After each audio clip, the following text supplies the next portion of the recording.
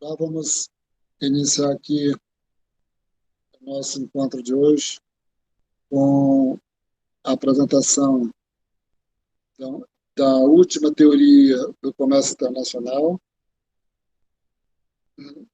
terminando um ciclo, né, a disciplina Teoria do Comércio Internacional, onde essa apresentação aqui tem alguns aspectos que tanto ajudam muito a gente fazer o contraponto com o que a gente viu até agora, como também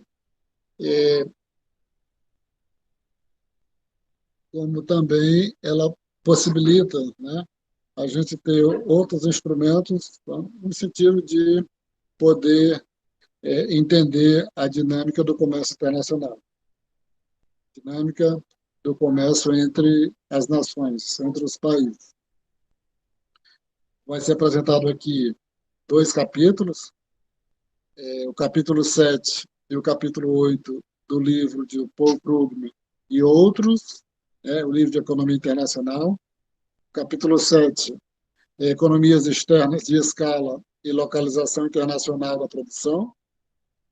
O capítulo 8, empresas na economia global, decisões de exportação, terceirização e empresas multinacionais.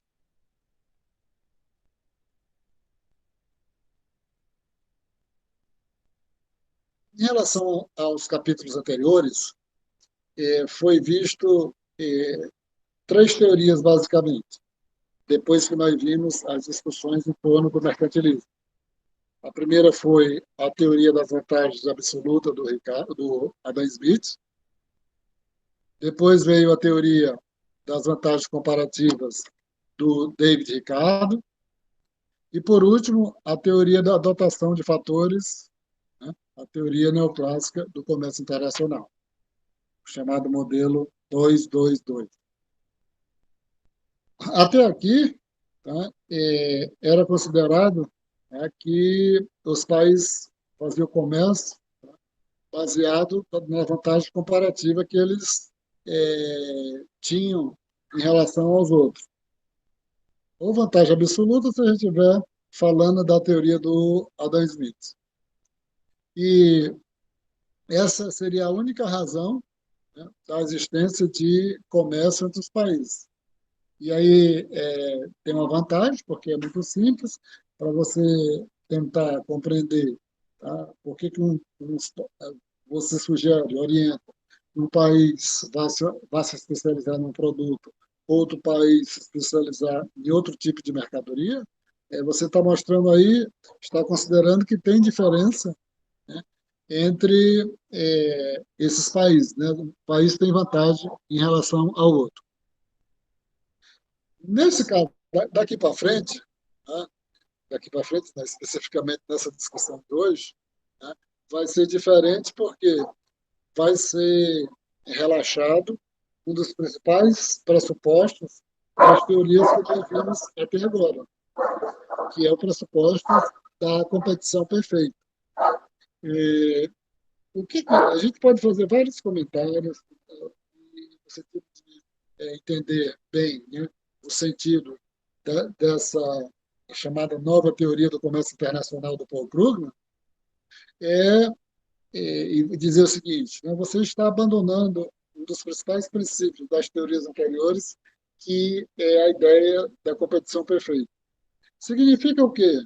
Que essa teoria, chamada nova teoria do comércio internacional, que vem incorporar a economia de escala, ela vem dar um certo grau de realismo às teorias do comércio internacional, porque a gente viu no início lá, principalmente na teoria do Ricardo, das vantagens, das vantagens comparativas, que a gente tinha nove suposições, novos pressupostos, todos aqueles pressupostos, né, de os consumidores têm as mesmas preferências, a competição é perfeita, a tecnologia é a mesma.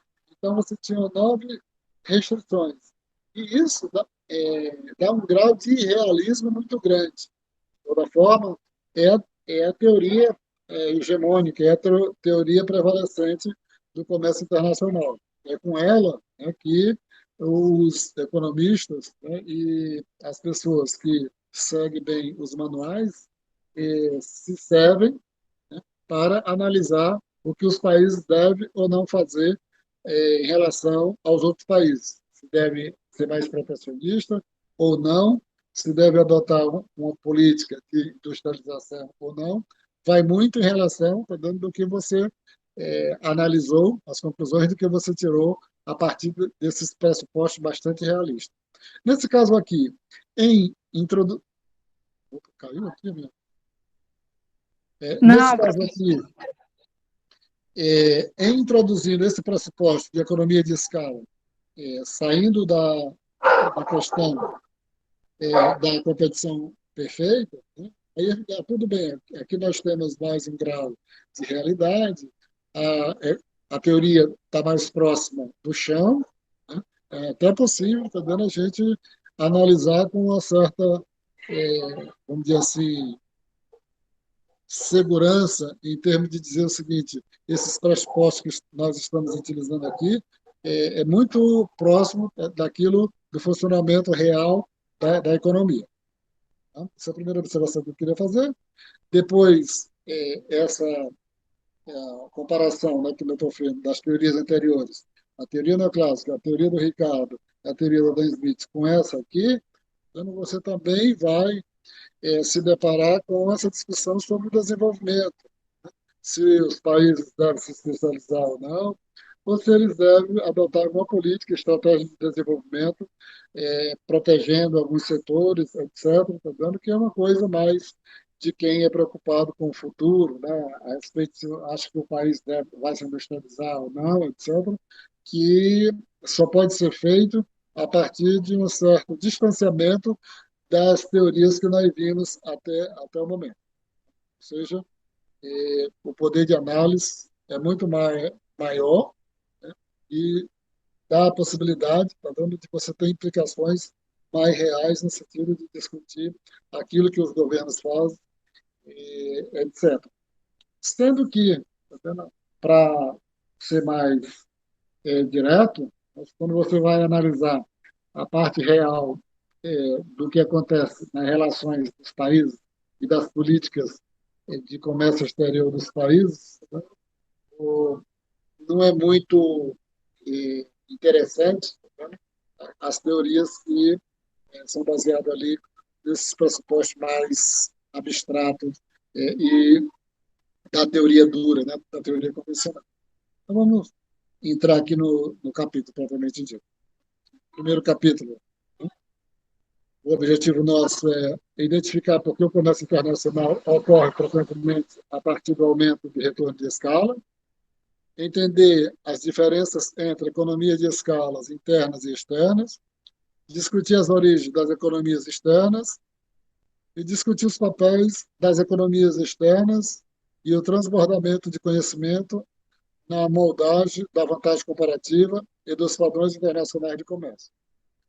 Aí tem um detalhe aqui, tá, que seria o necessário para que pudesse entender todo o sentido, tá, dessa chamada nova teoria do comércio internacional. Qual é? As teorias que nós vimos até agora, de dizer o seguinte, que nós vimos até agora, assim, 100% das pessoas, quando vão se referir à questão, tá vendo? Qual é o futuro de uma região, qual é o futuro de um país, tá vendo? Geralmente dizem, deve atentar para a vantagem comparativa. É, se o país, tá vendo, tem vantagem na pecuária, tem que produzir aquilo, aqueles produtos que não têm vantagem tem de importar dos outros países. Se todo mundo diz isso, né, e se a teoria também orienta para isso, como é que deveria ser a realidade? A realidade deveria ser assim, onde é, países seriam especializados em determinados produtos, produziriam aquele produto, consumiriam uma parte e exportariam o restante para os outros países. Os outros países se especializariam em outros produtos, consumiriam aquilo que eles necessitassem e exportariam para o país, para o outro país, aquele excedente. Isso é o mais, vamos dizer assim, simples, né, de a gente imaginar que aconteceria. Mas o que é que acontece na realidade? O que acontece na realidade é que aqueles países que produzem muito de um determinado produto e exportam esse produto, são um país que produz muito carro e exporta carro, ele também importa muito carro. O entendimento dessa situação concreta e real é o que basta para a gente entender toda a discussão em torno dessa chamada nova teoria do comércio internacional, porque ela coloca uma realidade que acontece e que é presenciada por todos, tá vendo, no mundo, onde os países, tá vendo, não têm esse negócio de especialização, ou seja, quem produz muito carro, importa muito carro. Quem produz muito computador, importa muito computador. O que é que diz a teoria convencional? Que os países devem se especializar em algo e comprar aqueles outros produtos que eles não produzem de outros países. Né? Eu queria fazer essa observação para dizer o seguinte: é, se o entendimento que a gente vai discutir aqui, por que isso acontece, ele não é pleno a respeito disso, mas esse aspecto, ficar indagando esse aspecto é o melhor caminho, é uma melhor pergunta, né, para procurar, para caminhar na direção do entendimento mais real daquilo que acontece, né, entre os países. Totalmente diferente é quando se fala que os países devem se especializar. Então, vamos seguir aqui, tá? Nesse primeiro capítulo. E aí eu vou dizer, né, eu disse que são dois capítulos, aí eu vou explicar basicamente a diferença de um capítulo para outro quando a gente entrar na discussão propriamente dita. Primeiro capítulo, né, que é lá sobre a questão da economia de escala, né, assim, economia de escala e comércio internacional, uma visão geral. Os modelos de vantagem comparativa são baseados no suposto de retornos constantes de escalas, né, à medida que tem o pressuposto, né, da livre concorrência, e diz o seguinte: né, se você acrescenta uma unidade, né, de mão de obra, vamos relaxar aí a questão da produtividade marginal decrescente, né? Ela vai dizer o seguinte, né? Se você acrescenta uma determinada quantidade de mão de obra, pelo retorno constante de escala, a sua produção vai aumentar proporcionalmente à quantidade de novas unidades de insumo que você acrescentou de trabalho. Então, isso é o que diz a teoria, né, convencional com aqueles princípios restritivos. Muitas indústrias, no entanto, né, que é o que interessa aqui, muitas indústrias são caracterizadas por economia de escala, de modo que a produção é mais eficiente, quanto maior for a escala na qual se situa. Ou seja, na situação que tem economia de escala, os retornos deixam de ser constantes, tá? Eles passam a ser crescentes. Onde existe economia de escala, dobrar as entradas para uma indústria vai mais do que dobrar a sua produção. Então, se você aumentar os seus insumos em 10%, isso não significa que sua produção vai aumentar 10%, não, vai aumentar mais um pouco, porque você, com a ideia da economia de escala, o seu retorno vai ser maior do que aquilo do que o investimento que você fez. Como o comércio mutuamente benéfico pode surgir como um resultado da economia de escala? Ou seja, com aqueles princípios de retorno constante, de economia de concorrência perfeita, ele é muito adequado, muito pertinente para as teorias que nós vimos agora. Quais foram as teorias que nós vimos até agora? Vantagens absolutas, vantagens comparativas e teoria neoclássica do comércio internacional. O Paul Krugman vem reciclar uma discussão que já vinha acontecendo, tá vendo?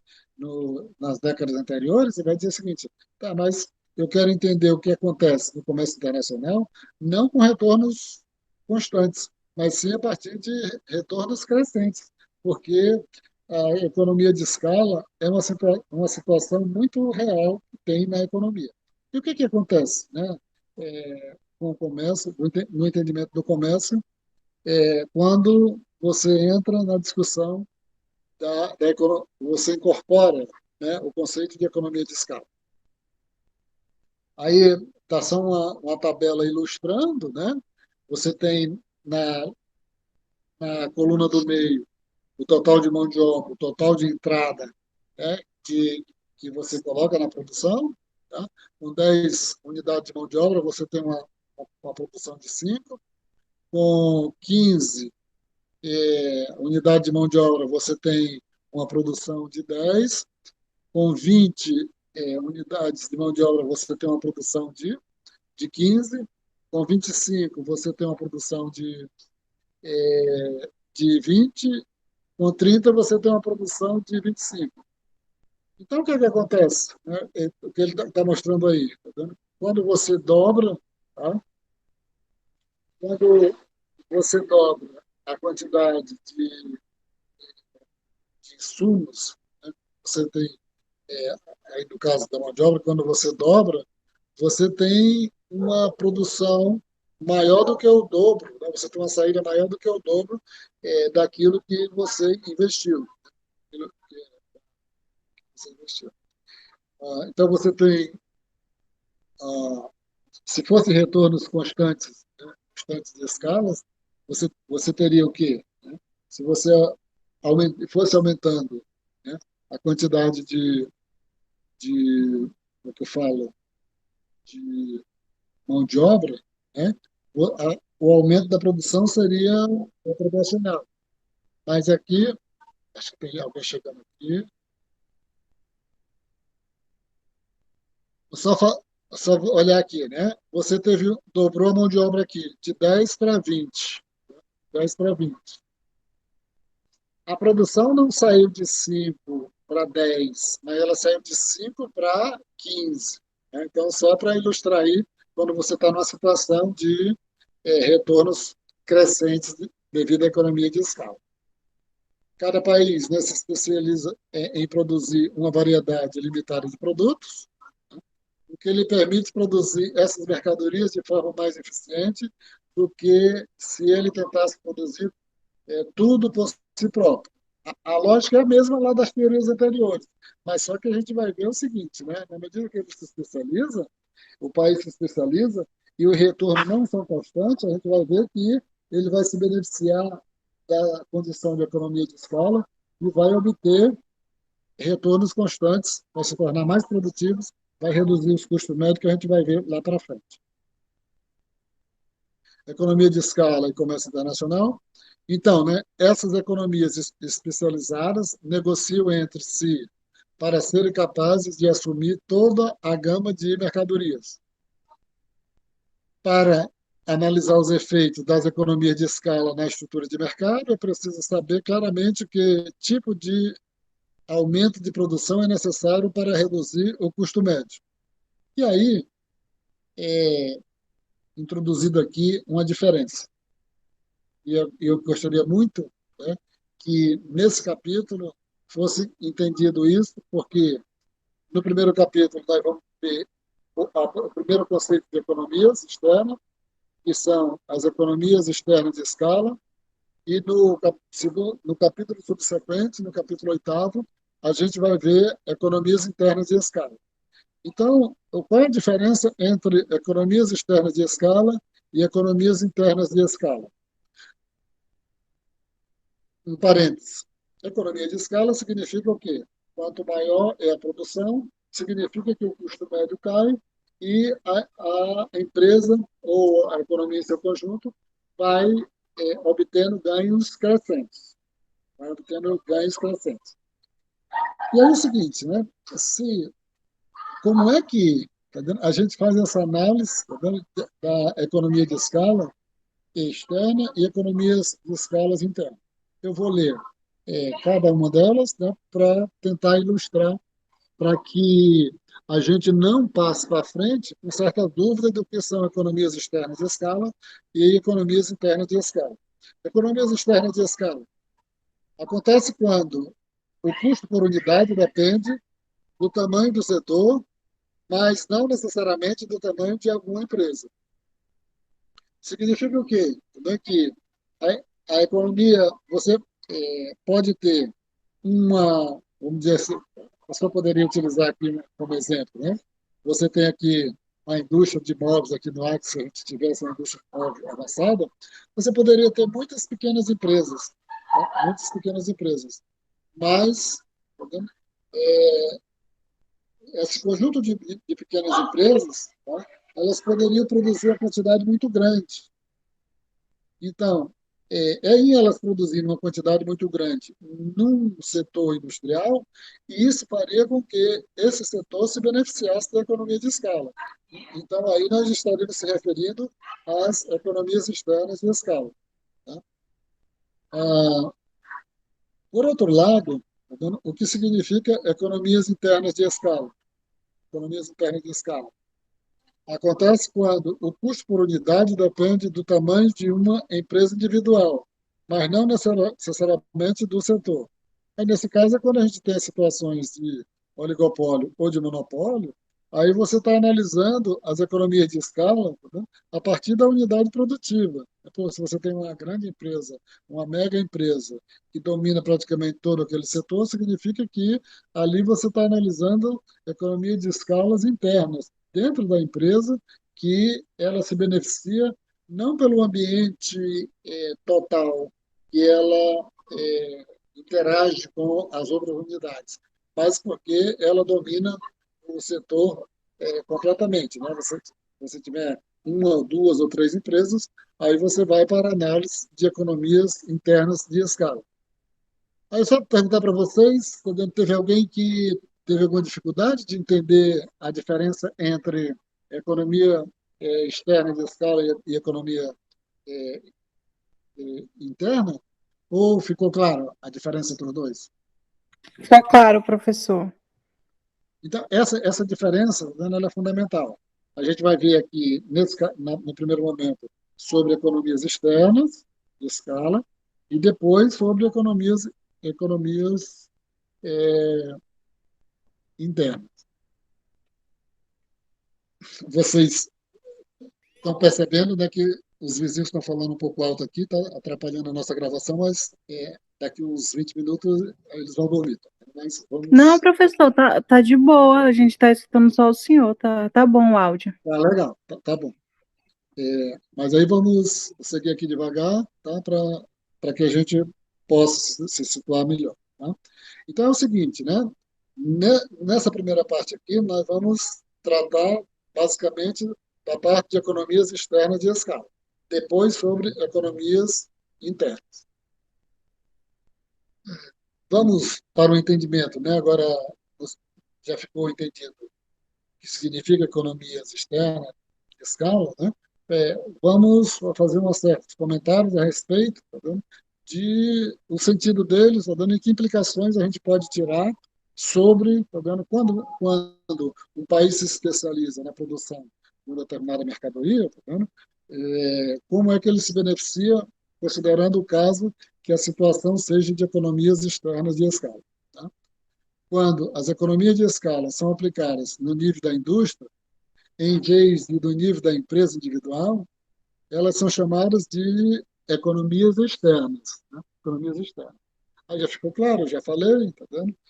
E Macho argumentou que existem três razões principais para que um conjunto de empresas seja mais eficiente do que uma empresa individual isoladamente.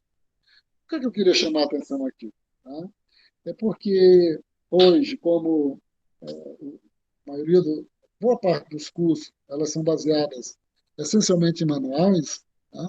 Para vocês verificarem que se a gente quer um pouco se aproximar, falar da realidade, tá vendo? A partir de economia, a gente não tem muito como se afastar, como ter um conhecimento mínimo, tá vendo? De todos os autores mais importantes da economia, tá? Porque se você qualquer coisa que você vai discutir hoje, tá vendo? Ou você puxa lá do Adam Smith, ou do Ricardo, ou do Macho, ou do Keynes, né? Ou do Hicks. Então, tá vendo?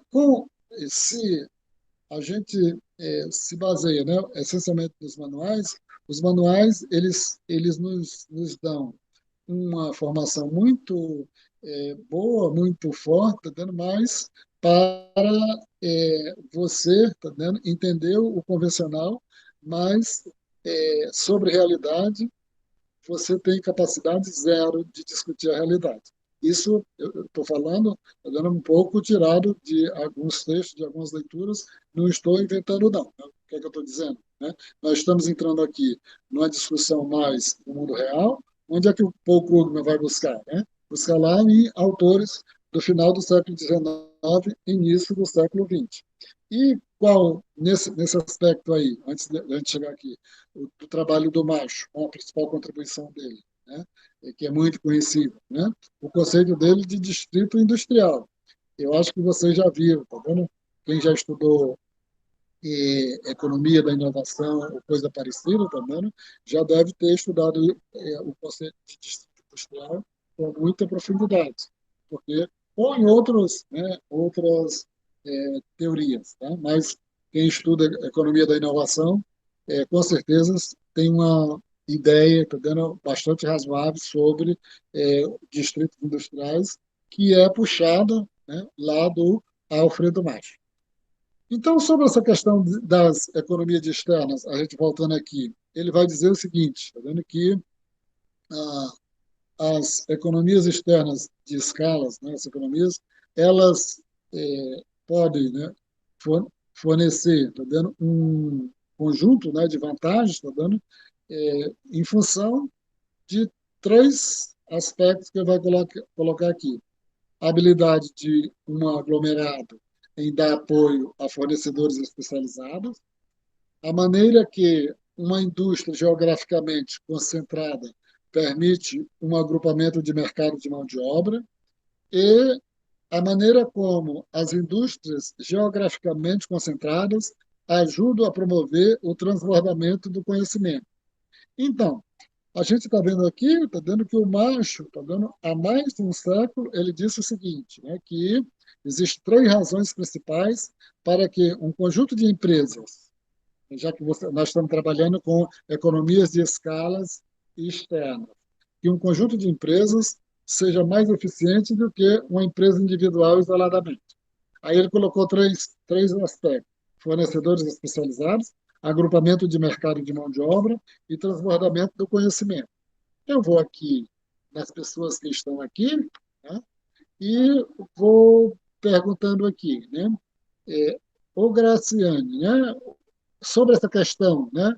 É, o que seria essa ideia, tá dentro das empresas se beneficiarem, tá dando o agrupamento de muitas empresas se beneficiarem da condição, né, da situação de fornecedores especializados. O que isso significa? Mesmo intuitivamente, né? Se dizer alguma coisa para que a gente possa entrar na discussão. Bom, quando a empresa tem a mão de obra especializada, eu acho que ela tem, assim, né? Ela tem a produzir mais, né? E com qualificação dos profissionais, o número de erro, tanto faz na indústria como outro aspecto, é mínimo, né? Eu acho, eu não sei, mas eu fico por Vamos aí. aqui, você pulou para o segundo, né? Mas eu vou voltar aqui noutra pessoa, Hum. Isa, Isabelle. Né? Qual é o sentido desse aspecto aí levantado pelo Macho de fornecedores especializados, né? Que as empresas em conjunto se beneficiam da, à medida que elas se aglomeram, tá dando, elas têm o apoio de fornecedores especializados. O que significa isso?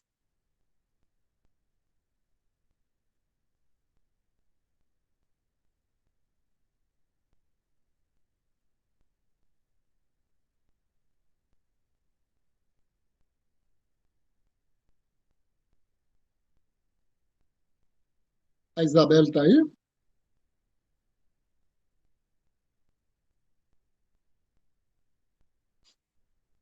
É, o Ellen, vamos para Ellen agora, né? O que significa, o que a gente pode dizer a respeito dessa questão de fornecedores especializados, Ellen? Eu vou falando aqui o que eu acho, tá? É, quando há um conglomerado, né, de empresas, indústrias, aí os fornecedores, eles vão às outras empresas, para essas fornecedores de matérias-primas para essas empresas, elas vão se especializando pois elas têm um mercado já, seria um mercado grande, específico. Eu meio É, que entendo, mas eu não estou conseguindo externalizar o meu pensamento. sim, eu vou fazer um comentário, tá vendo? Você tá correto, mas quando eu fazer meu comentário, ver se você vai dizer que será isso mesmo, mas é nessa direção. Tá? Então vamos dar um exemplo aqui. Tá? A gente tem um aglomerado produtivo, eu não estou dizendo que tem, mas eu estou imaginando, tá bom? A gente teria um aglomerado produtivo da produção de imóveis, tá? Que a gente poderia ter 300 empresas, 400 empresas, né? E isso, né, possibilitaria, né, acarretaria uma produção muito grande a partir de 200 empresas, 400 empresas, produtoras elas produzindo os móveis, tá bom? Isso faz com que, né, você construa essa possibilidade, tá vendo, de ter fábricas de máquinas que é utilizado nas marcenarias, você poderia ter fábricas, você poderia ter escola avançada de desenhar móveis, etc. Mas hoje em dia, vamos aqui pegar para o entendimento direto dessa situação, onde é que estão os nossos fornecedores especializados na área de produção de imóveis, que produz máquinas, aquelas máquinas onde mete a tábua lá, mete aquelas peças lá, onde é que eles estão localizados? Aqui no Acre tem alguma fábrica que produz máquinas para ser utilizado nas marcenarias? Não, eu acho que não, Está desconheço. entendendo, né? Lógico. Uhum. É diferente de, né, se você tem em São Paulo, tá? É, um, onde você tem alguns locais onde tem uma certa produção de imóvel desenvolvida, no Paraná também, e lá, tanto no Paraná como em São Paulo, você tem os próprios fornecedores de máquinas, que produzem máquinas para produzir móveis. Tá? Então, isso por si só cria uma diferença muito grande entre o Acre, São Paulo e o Paraná. Eu não estou dizendo que um setor não possa se desenvolver, tá vendo? Comprando máquinas, importando máquinas da China, do Paraná ou de São Paulo. Eu estou só ilustrando essa questão das facilidades e como é que você cria a possibilidade de você ter fornecedores especializados. Da mesma forma, quando você tem uma máquina dessa sendo utilizada aqui no Acre e a máquina tem um certo grau de complexidade, talvez quando essa máquina quebre, você precise chamar um técnico, de São Paulo ou do Paraná ou de outro estado, porque não tem aqui, tá vendo? Quando a máquina tem um grau muito elevado de complexidade. Tá? Então, eu dei esse exemplo, mas pode ser, né, a gente pode dizer assim, a questão de tintas para utilizar, a questão de verniz e tudo, isso tudo é produzido fora aqui do nosso espaço. Significa que a gente não tem um aglomerado produtivo de 500 empresas, de 200 empresas, com uma produção suficientemente elevada, que possibilite, entendendo, a existência de fornecedores locais aqui, para criar um ambiente produtivo mais dinâmico. Ficou clara essa questão dos fornecedores? Ficou. Vamos para a questão agora, o segundo. A maneira que uma indústria geograficamente concentra permite um agrupamento de mercado de mão de obra. E aí a Graciane já tinha se antecipou nesse segundo ponto. Né? Também é claro, né? Se você tem um aglomerado produtivo muito grande, Isso significa que, imagine, tá vendo? 100 empresas, 200 empresas, 300 empresas. O que você tem de trabalhadores entra numa, é demitido ou sai de espontânea vontade para ir para outra empresa. Isso cria um ambiente de mão de obra ultra especializado para o desenvolvimento daquele setor. Tá? Mas eu me lembro, tá vendo? No caso da, de uma empresa que se instalou em Chapuri, ali no início dos anos, dos anos 2000, e aconteceu uma coisa muito interessante. Né? Ela produzia uns móveis, não, né? Objetos de decorações bem sofisticados para meio caro, para exportar, etc. O que foi que ela fez? Precisou fazer? Ela pegou ali 6 pessoas, 7 pessoas, levou para a matriz da empresa lá em Belo Horizonte. Tá? Os caras passaram lá 3 meses, 4 meses, né, fazendo um treinamento.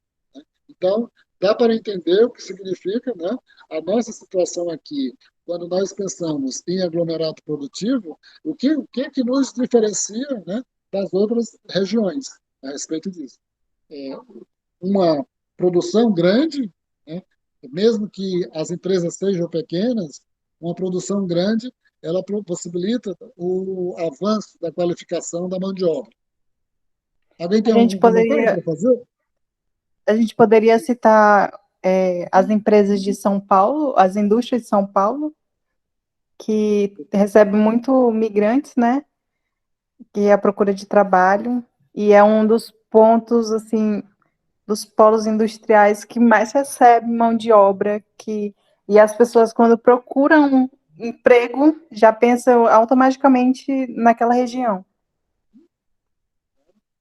E aí dá para nos trazer uma grande pergunta para a gente discutir para o resto da vida. Dizer o seguinte, né? Como é que a gente pensa, tá dando uma estratégia de desenvolvimento para regiões que não é São Paulo, aqui para o Acre? O interessante disso é esse aspecto, tá vendo? Você tá vendo isso, dizer o seguinte, mas nós temos a obrigação, tá, de fazer essa discussão sobre, tá vendo, o que seria o desenvolvimento da nossa região, que estratégia de desenvolvimento poderia ser adotada aqui na nossa região. E a gente só vê dificuldade quando a gente vai se deparando com essas características. Então, o bom disso é isso, né? Que quando vocês, por algum motivo, tá vendo, forem discutir alguma questão de estratégia de desenvolvimento, você, poxa, como é que vai instalar uma empresa aqui no Acre numa área tal, uma produção de coisas, se esses trabalhadores aqui do Acre nunca produziram, é, acho que prego já, estou brincando, né? Mas nunca produziram computador, né? Como é que eles vão produzir computador se você comparar com os trabalhadores de Manaus, com os trabalhadores de São Paulo, os trabalhadores de algumas cidades ali próximo de São Paulo, onde até tem algumas montadoras da Apple, né? Montadoras da Apple, etc. Então você tem gente não que acha o seguinte, né? Vamos atrair uma fábrica da Samsung aqui para o Acre. Não é fácil fazer isso. E o terceiro é a maneira como as indústrias geograficamente concentradas ajudam a promover o transbordamento de conhecimentos. O que quer dizer isso? Começando pela Grace.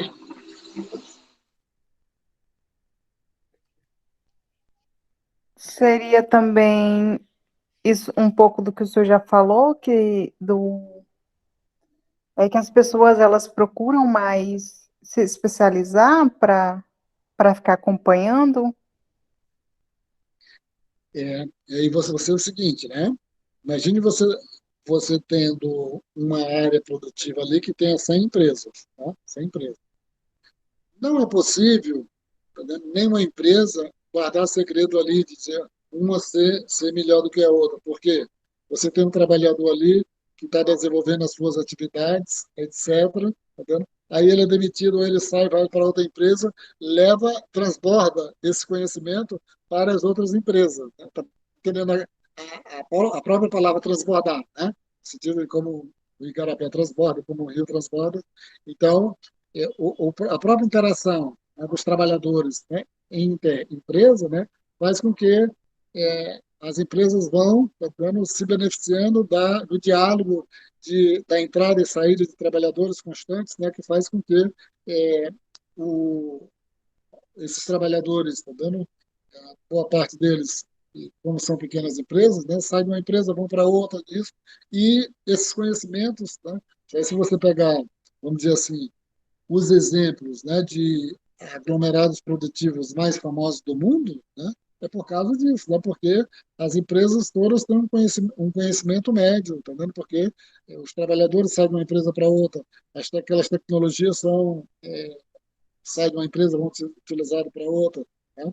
E isso, tá vendo, faz com que dê um dinamismo maior, tá vendo, a essas regiões que têm um aglomerado produtivo grande, uma produção grande, mesmo que seja com pequena empresa, nessa situação de economias de escalas externas.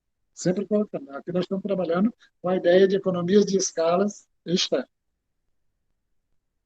Então, esses três pontos que o Macho identificou lá no final do século XIX, início do século XX, deu para entender muito bem, né, por que, que o Paul Krugman e os seus companheiros foram buscar, né, lá para explicar essa questão, né, por que, que é interessante, está dando a, a, a especialização, quando as empresas se especializam, tá, aumentar a produção, que mesmo sendo uma empresa pequena, ela se beneficia, seja pelo transbordamento, né, do conhecimento, seja pela a, a especialização dos fornecedores, seja pela qualificação da mão de obra. Aí aqui tem só um aspecto, tá vendo que a questão do gráfico, né, que ele vai dizer economia de externo e equilíbrio de mercado, e aqui, como ele só ilustra com a questão lá da microeconomia, e tudo que tiver aqui em relação à microeconomia, eu não vou, tá vendo, me deter pelo fato de o que me interessa aqui é entender a questão de como é que eu analiso a questão das economias de escala, tá vendo, para entender o funcionamento do comércio. Mas aí ele vai dizer o seguinte, né, quando você tem economias externas que aumenta a produção, tá vendo? Como é que você tem o equilíbrio do mercado? Aí primeiro você tem, dá para ver essa linha vermelha aí? Tá? Tá. Tá legal. Essa linha vermelha que tem a C, porque quando traduziram o livro, tá vendo? Eles não tiraram a palavra em inglês, tá? Então, o AC quer dizer custo médio, né? Que é average cost. Então, está dizendo o seguinte, né? Se você tem o preço na vertical e você tem a quantidade produzida na horizontal, e a economia de escala leva o quê? As ganhos crescentes. Se a economia de escala quer dizer, em outras palavras também, redução do custo médio, né? Average cost, da linha vermelha. Então, se você vai aumentando a produção, você vai reduzindo o custo médio pela própria lógica do conceito de economia de escala.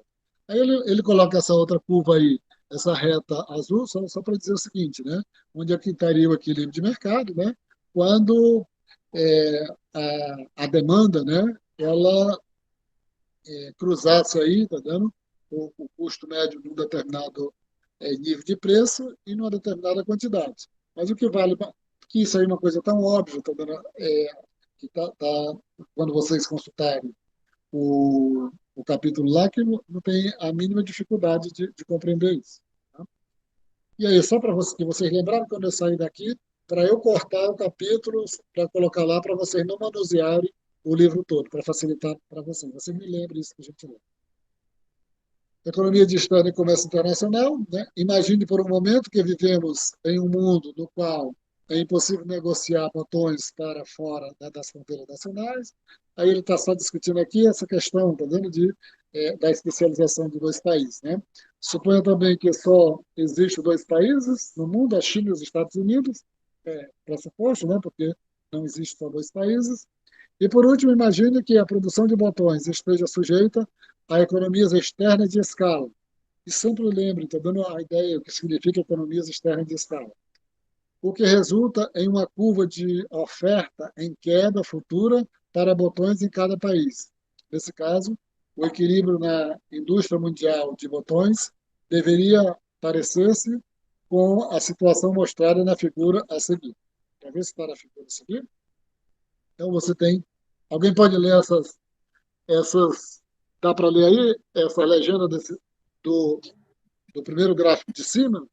Economias externas antes do comércio, você teria um equilíbrio no, no primeiro gráfico, né, que se refere à China, e o segundo gráfico se refere aos Estados Unidos do lado direito. Ele está mostrando duas situações, né, onde na China o preço é menor do que nos Estados Unidos o preço é maior.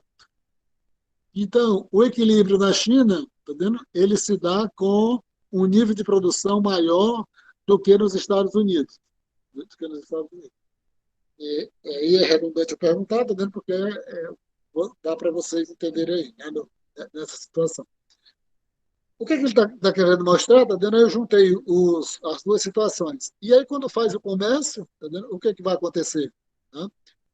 O comércio, né? E o que vai acontecer com os preços?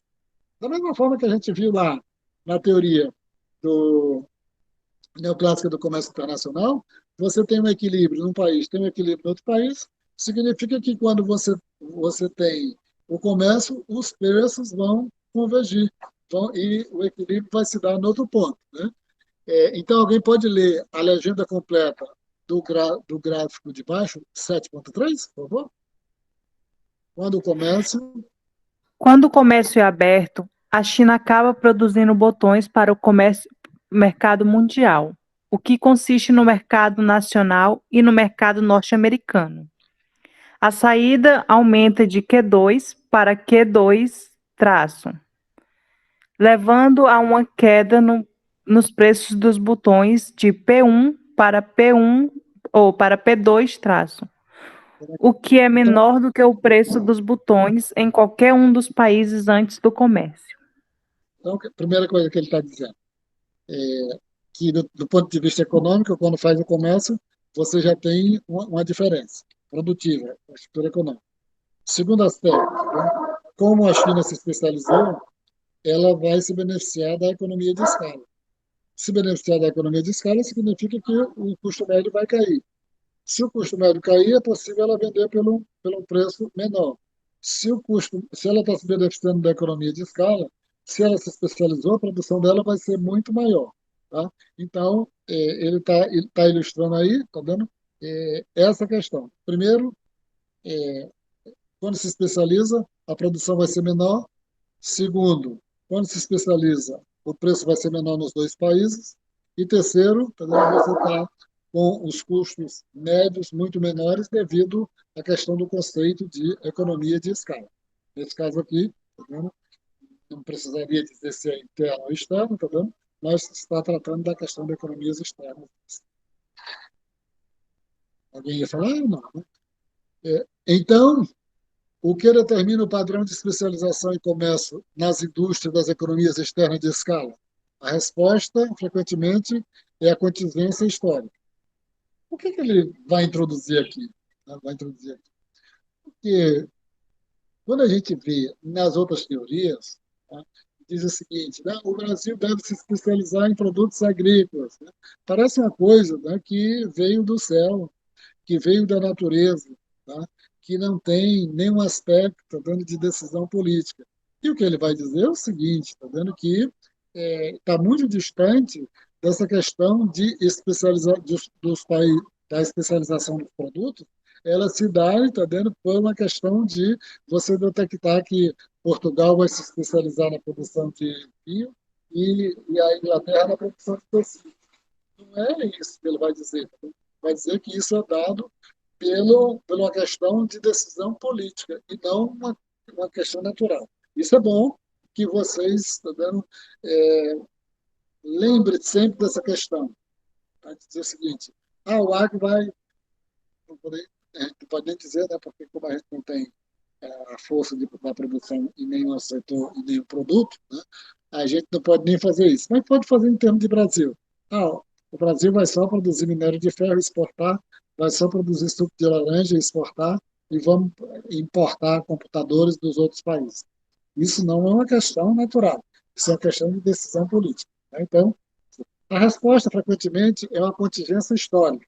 Essa questão que é uma contingência histórica está dizendo isso, é que os países se especializam não porque, entendeu? A natureza definiu que ele deve produzir certo produto e outro país vai produzir outro tipo de mercadoria. Não. É devido a questões de contingência histórica.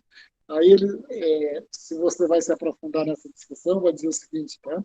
É, por que a Europa, lá tem uma grande empresa produtora de avião? Né? Porque o governo, né, francês lá tomou a decisão, tá vendo, de criar a Airbus, tá vendo, e mesmo você já tendo a poderosíssima Boeing nos Estados Unidos. Então, se você fosse pela ideia de que fosse uma coisa da natureza, então os Estados Unidos iriam produzir avião e a Europa iria importar avião. Mas eles construíram, eles é, enfrentaram e, tá vendo, fizeram a sua própria empresa. Alguma coisa dá a uma localidade específica uma vantagem inicial em um setor específico e essa vantagem fica travada pelas economias externas de escala, mesmo depois de as circunstâncias se criarem, essa vantagem inicial não serem mais relevantes. Uma vez que um país estabelece uma vantagem em uma indústria, pode mantê-la mesmo que outro país consiga potencialmente produzir as mercadorias de forma mais barata. Alguém tem alguma pergunta aí, tá entendendo? Que eu comentei antes sobre isso. Tá? Dizer o seguinte, tá? O Brasil pode não ter vantagem nenhuma para produzir certos produtos, mas em ele começando, devido ao conceito de economias de escala, em ele começando, criando uma grande estrutura para produzir aquilo, aí ele passa a ter vantagem em produzir aquele produto, mesmo inicialmente não tendo vantagem em produzir aquele produto. Eu queria só combinar um negócio com vocês aqui, que eu estou me atrasando um pouco, eu vou correr um pouco, tá bom? Para ver se eu não me atraso muito. Aí vocês perguntam alguma coisa, tá? Porque agora vai ter algumas questões de conceito de economia e tudo, e que tudo vocês já viram lá para trás, tá? E aí eu preciso correr para que a gente chegue mais lá na frente. Aqui está só colocando, né, a importância da vantagem estabelecida, que é isso que eu estava dizendo, né? Se um país, mesmo que não tivesse vantagem antes, ele começar a produzir um determinado produto, ele vai se estabelecer, criar uma vantagem que ele não tinha anteriormente. Ficou com dúvida nesse aspecto aí? Seria como se ele começasse a criar, se especializar em algum setor específico, né? Sim, você pode dizer o seguinte, né? O Brasil não tem vantagem para produzir computador. Pelas teorias convencionais, o que é que vai dizer? Então, o Brasil não vai produzir computador, certo?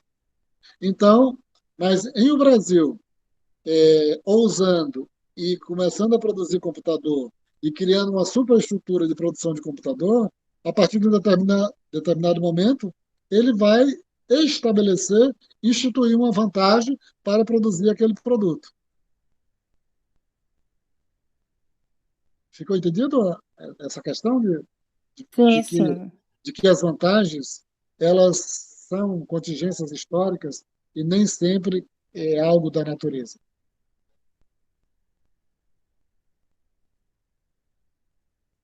O transbordamento do conhecimento, que a gente já falou, está dando, dá origem a uma situação na qual a produção de empresas individual cai, ao passo que a indústria como um todo acumula experiência.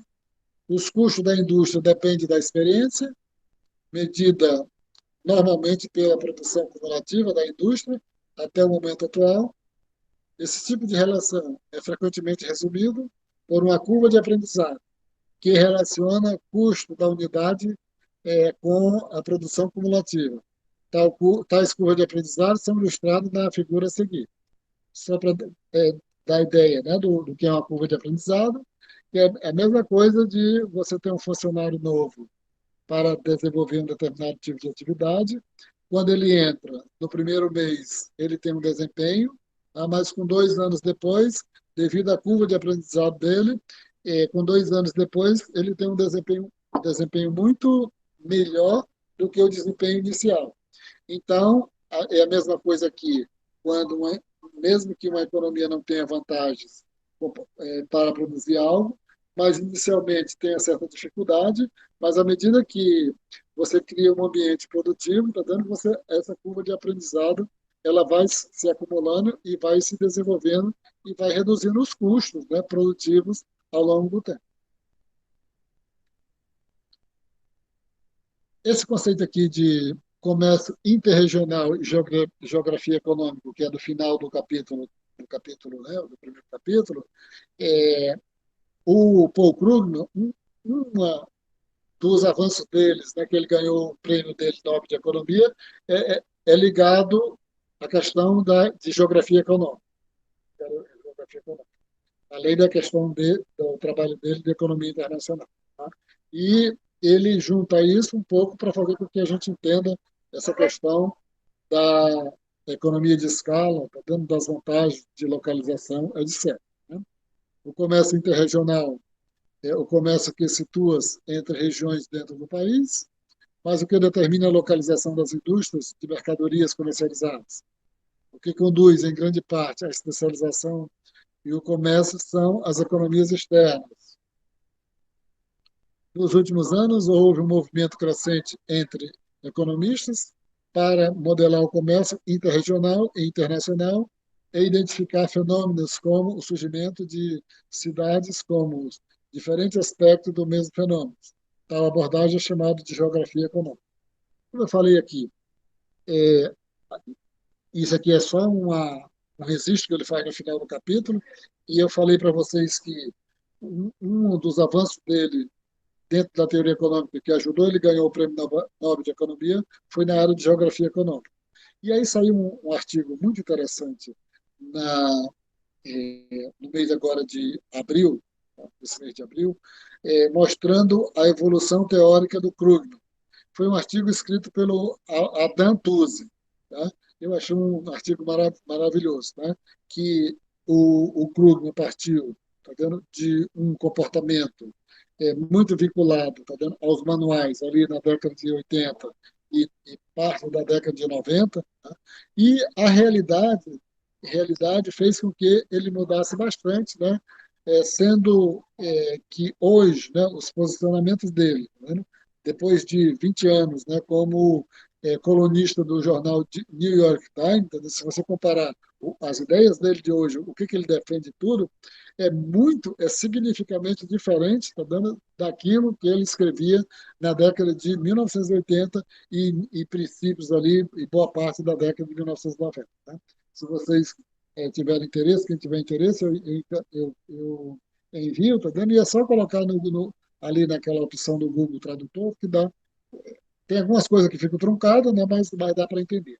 É uma beleza entender o percurso, né, de uma pessoa que está viva e é bastante atuante, né, na, na análise, né, daquilo que acontece dentro dos Estados Unidos. Então vamos para o capítulo 8. A gente trabalhou até aqui com que tipo de economias de escala? Só para lembrar. Com que tipo de economia de escala? Economias de escalas, o quê? Esqueci. Externas. Externo. Ó, até a sirene começou a tocar.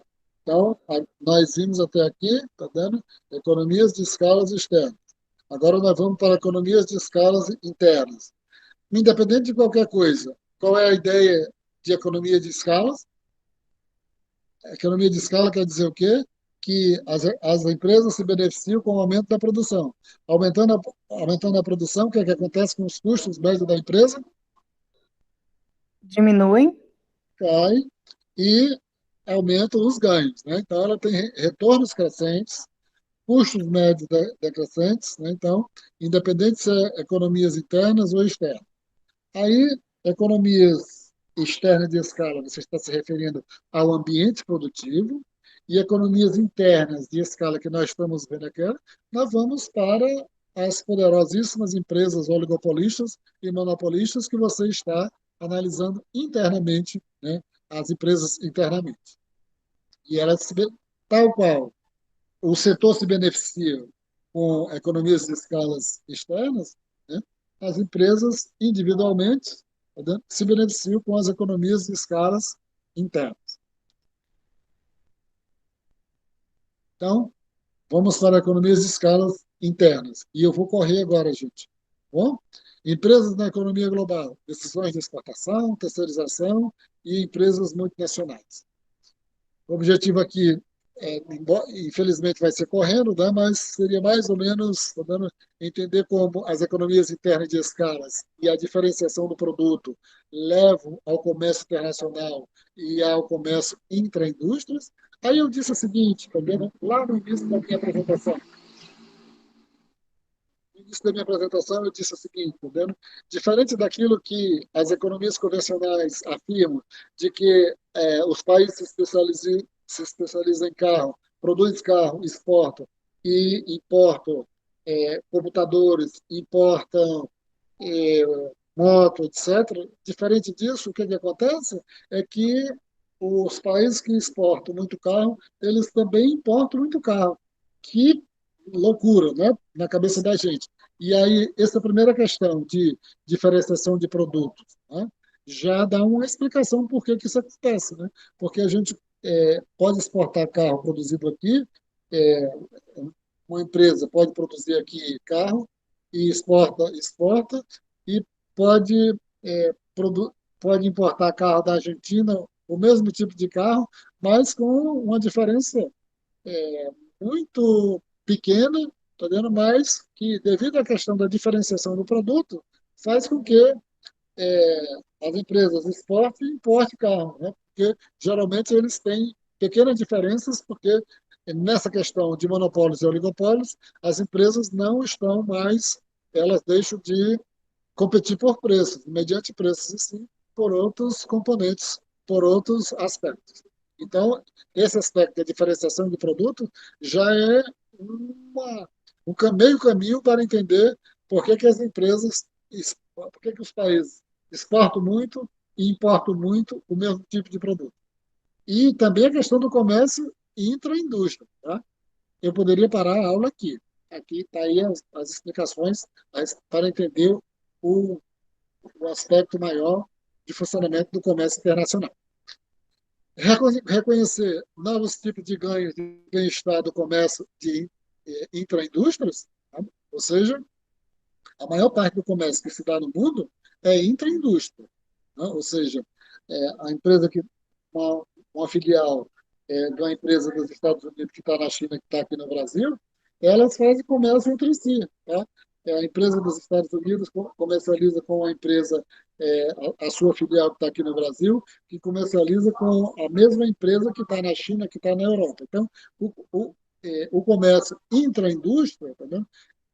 É onde se encontra o maior percentual de comércio do mundo. Tá? Mais de 50%, em torno de 60%, o comércio se dá entre as próprias empresas.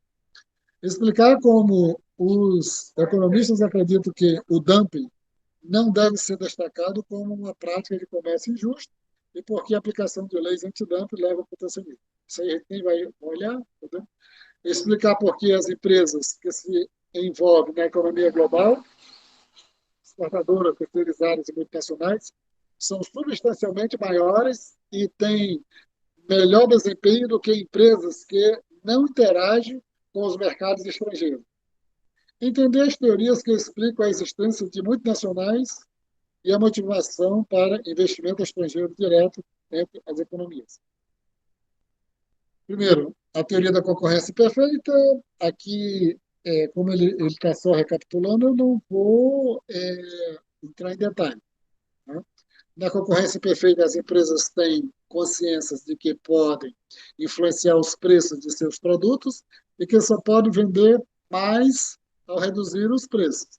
Isso aí é uma coisa muito comum quando a gente entra, né, no curso de economia, pega o manual de introdução à economia e vai dizer o seguinte, né, diz assim que onde é que como é que se dá o processo, tá dando de dinâmica, né, que as empresas, a economia funciona na livre concorrência, tá dando então a competição é por meio dos preços.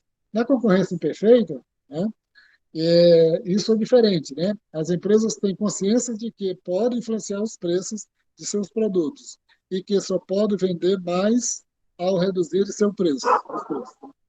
E eu esqueci, entendeu? Infelizmente eu esqueci de registrar aqui um artigo que saiu é, durante essa semana passada, no jornal New York Times, onde, tá dando, o rapaz fez um belo artigo, tá dando, mostrando que quem foi que desenvolveu a teoria da concorrência perfeita, né? Que foi a economista Joan Robson, tá? E que essa teoria que até então não era utilizada no livro de economia, tá vendo?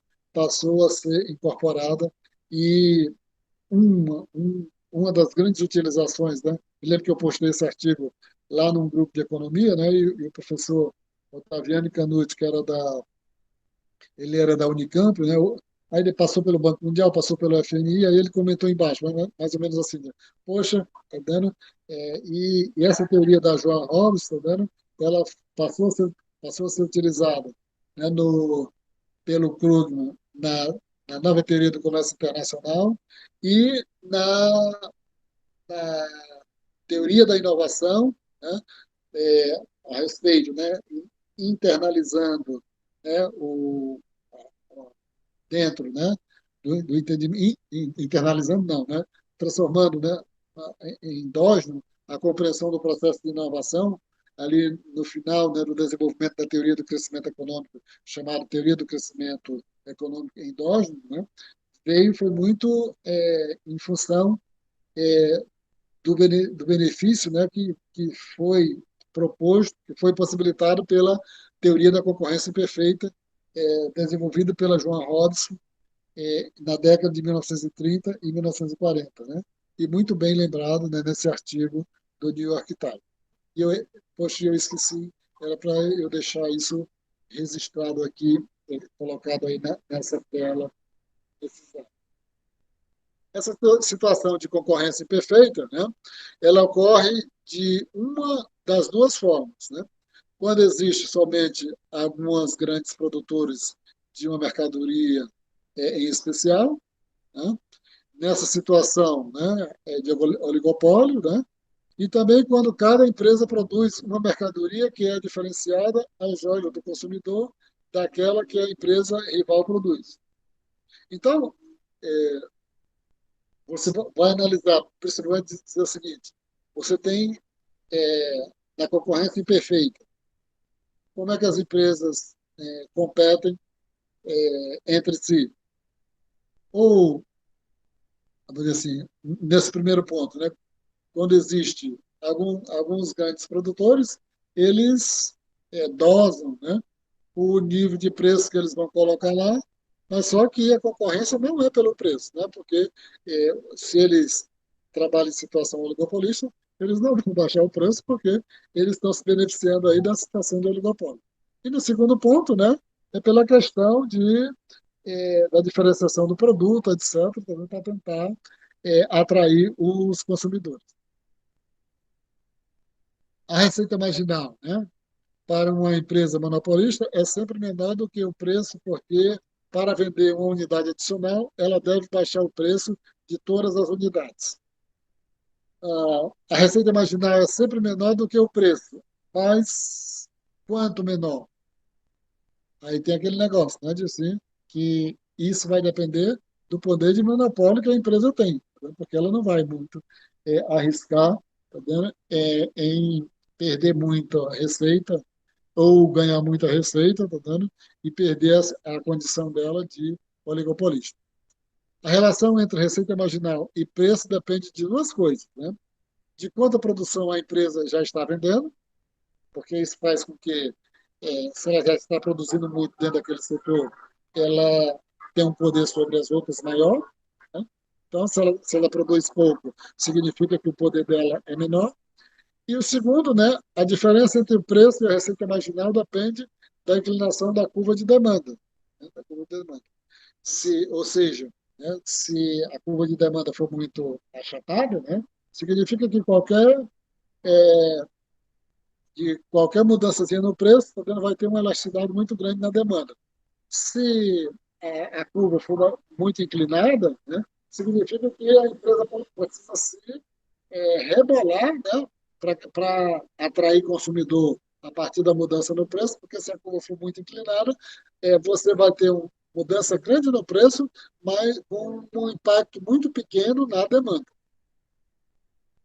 Então, você tem aqui, está dando essa situação, que está registrado, né, que preços monopolistas e decisão de mercado. Alguém pode ler para mim essa grande legenda aí? Né? Só para ficar registrado aqui, a gente vai passando rápido. Lê aí, por favor. Uma empresa monopolista escolhe uma produção na qual a receita marginal, o aumento na receita por vender uma unidade adicional, se iguala ao custo marginal, o custo de produzir uma unidade adicional. Essa produção que maximiza o lucro é mostrado como QM'. O preço no qual essa produção é demandada é PM'. A curva de receita marginal, MR, situa-se abaixo da curva de demanda, porque para um monopólio, a receita marginal é sempre menor do que o preço. Os lucros do monopólio são iguais aos da área do retângulo sombreado. A diferença entre o preço e o custo médio vezes a quantidade de produção vendida. Tá bom. Como eu falei, tá dando aqui, eu não vou entrar em nenhum detalhe a respeito do que ele fala, tá dando sobre conceitos, é porque vocês já passaram por essa situação. O que eu vou passar aqui, né, é só apontar aqui com o mouse, devido não estar traduzido, né, que tirar a parte do livro dos gráficos não traduzidos, AC, como eu já disse, aqui é average cost, né, custo médio, a linha vermelha aqui é average cost, custo médio, a linha vermelha de baixo é custo marginal, né, marginal cost, né, a linha azul, né, é a curva de demanda, e a linha verde, a área aqui, né, marginal de receita mesmo, né, assim, marginal receipt. Eu não sei como é que, se fosse ganhos, né, era earn, né, mas é no sentido de receita mesmo em inglês. Né? Então, curva verde, receita marginal, curva azul, curva de demanda, alaranjada aqui embaixo é a curva de custo marginal, a vermelha é custo médio, tá? E só para ficar certo aqui, né? E aqui você tem o preço, né? O preço de referência aqui, onde as empresas oligopolistas podem vender por esse preço, tomada de decisão. Falei isso só para que, se alguém olhar depois, identificar aqui cada uma das coisas. A teoria da concorrência perfeita, continuando, tá dando? De acordo com a figura, né? O custo médio representa, né, o custo médio de produção da empresa, isto é, o custo total dividido pela produção. Eu não vou entrar nesse detalhe aqui, né, porque a inclinação para baixo reflete nossa suposição de que existe economia de escala. Então, quanto maior a produção da empresa, menor seu custo por unidade. O custo marginal representa o custo marginal, o MC representa o custo marginal da empresa, o quanto custa para a empresa produzir uma unidade extra. Vou passar aqui só 2 segundos para focalizar aqui, né? Mas como está no livro, só para ficar registrado aqui, quando vocês forem consultar de novo a gravação. A média, né, versus o custo médio vezes o custo marginal. Essa figura aí ilustra a média e os custos marginais correspondente à função do custo total. Aí está só dando um exemplo, está dando, dizendo o seguinte, né? Você tem na linha horizontal a produção, no vertical você tem o custo, né? E mostra o seguinte, devido à situação de economia de escala, né? Você tem o custo marginal é constante, o custo marginal é constante, mas à medida que aumenta a produção, o que que acontece com com o custo médio? Average cost Vai diminui diminuindo. devido ao conceito de economia de escala. E aqui está dando, ele vai só mostrar aqui, está dando o poder maior ou menor da empresa. Tá? E aí eu vou deixar para vocês consultar mesmo, que é um pouco longo lá no capítulo. Né? E aí eu vou só lendo aí, concorrência monopolista, essa estrutura de mercado surge quando o número de equilíbrio de empresas concorrentes é grande e nenhum atinge uma parcela substancial do mercado. O custo médio depende do tamanho do mercado e do número de empresas na indústria. Né? Aí, na página 133, né? Every cost, custo médio, é igual ao custo fixo dividido pela quantidade, mais o custo marginal. Né? O que ele está dizendo aí, né? Em cima daqui. Esse custo médio ele depende do tamanho do mercado. Se a empresa pode produzir mais ou pode produzir menos. E do número de empresas que tem na indústria. Se tem muitas empresas, significa que o custo médio é maior. Se tem poucas empresas, significa que o custo médio é menor, porque a empresa vai produzir mais. E aí é igual pela essa expressão, esse desdobramento entre parênteses, né? Número de empresas multiplicado pela razão do custo fixo, né? Dividido pela a quantidade de vendas da empresa. Né? Fecha, fecha parênteses, mais o custo marginal. Entretanto, o preço que a empresa típica cobra também depende do número de empresas na indústria. Como seguinte, que eu disse, isso aqui é só descrevendo, né, as relações, as inter-relações entre o entendimento, né, da economia, da empresa, está numa situação de economia de escala, né? Quando é que ela tem mais poder, quando é que ela tem menos poder, tá vendo? A gente viu aqui duas coisas, né, que são centrais, tá vendo? O tamanho do mercado e a quantidade de empresas que tem na indústria. O equilíbrio em um mercado monopolista competitivo, só para deixar registrado aqui, por favor, dá uma lida aí, gentileza, né, nessa legenda.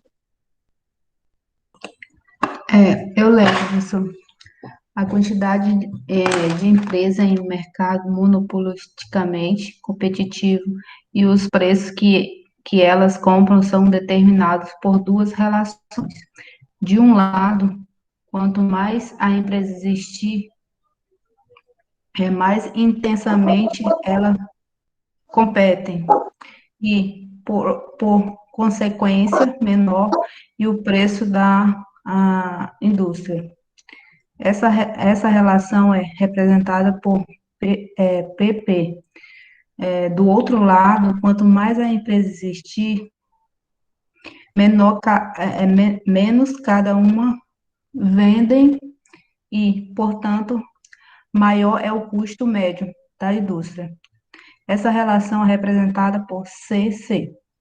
Se o preço ultrapassar o custo médio, isto é, se a curva PP está acima da curva CC, a indústria terá lucros e a indústria terá lucros e empresas adicionais entrarão nela.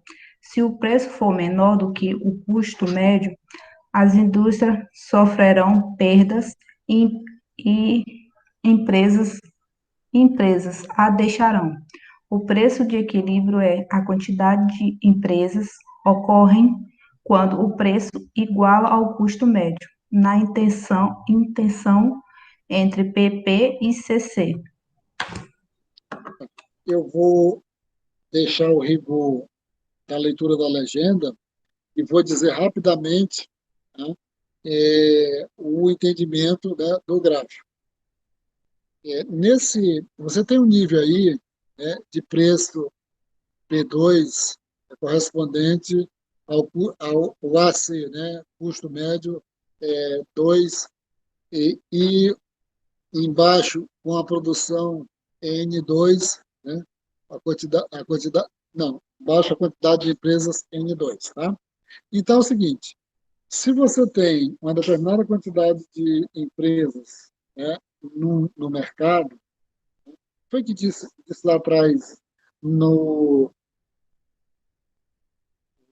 qual o poder maior, a empresa tem maior poder ou menor poder, né? Ela depende de duas coisas, né? Da quantidade de empresas que tem no setor e do tamanho do mercado. Tá? E aí mostrou duas coisas. Então, você tem duas retas que vai dizer o seguinte, tá vendo?